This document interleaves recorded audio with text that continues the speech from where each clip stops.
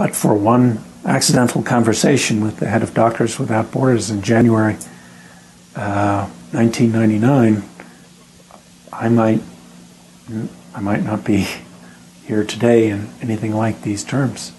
And in fact, I may have been dead from leukemia.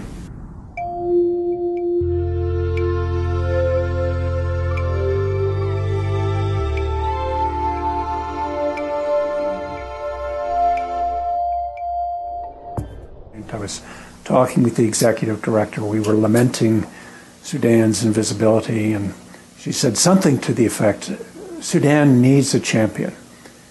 And I'm sure she was not thinking of me. I'm absolutely sure she was not thinking of me. Her eyes were looking towards Washington or something. But I said words to the effect, I'll see what I can do. And I can't have known what I meant. I can't recall what I meant in any event. But what I meant turns out to have been that my life became consumed by the overwhelming human suffering and destruction that defined Sudan then and defines it now.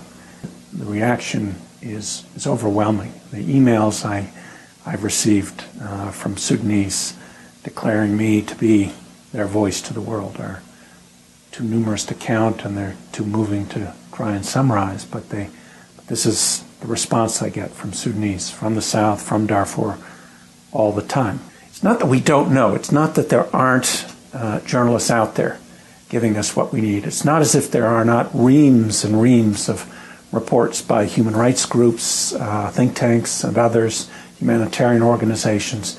The information is there. There has been superb journalism. I lecture at colleges, universities constantly.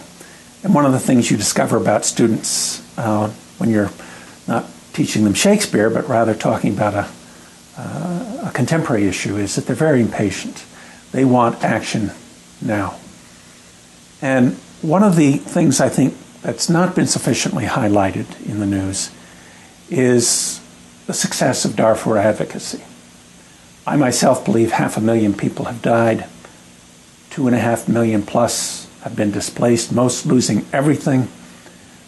The UN estimates that more than 4.2 million people are in need of humanitarian assistance. That's a catastrophe by any standards. At the same time, without humanitarian presence of the sort that was pushed for by Darfur advocacy, hundreds of thousands of additional people would have died. Now that's a tough way to take satisfaction in advocacy work, to say, well, hundreds of thousands have died, but more hundreds of thousands would have died if we'd not worked as hard as we have. It's really a question of my leukemia. I know that I face another really tough battle. I'm not really in remission. The leukemia has come back in ways that make it very likely within the year I'll need to undergo a significant regimen of chemotherapy that will push me very, very hard, because it will be preparatory to a transplant procedure. I feel in some ways, this will sound strange, that Sudan has saved my life. And I say that because when I was in Sudan in January 2003, I was there long enough that it became pretty much inevitable I would get a bug. When you go into southern Sudan, you go to the travel clinic and you ask for all the shots. The lineup is just incredible. And so on the flight home, actually, I felt myself mid-flight starting to come down with something. So I'll go get it checked out, and I saw my personal physician, who's also a very close personal friend, and he said, well, let's do a complete blood count, which I hadn't had in a long time, looking for a disease, but it was that complete blood count, CBC, that revealed the leukemia. The honorary degree really feels as though it's a moment for me to say to Smith, as a community, that I've missed you. It's been difficult. And I'm very glad to be here to tell you that this is a place that's meant an enormous amount to me.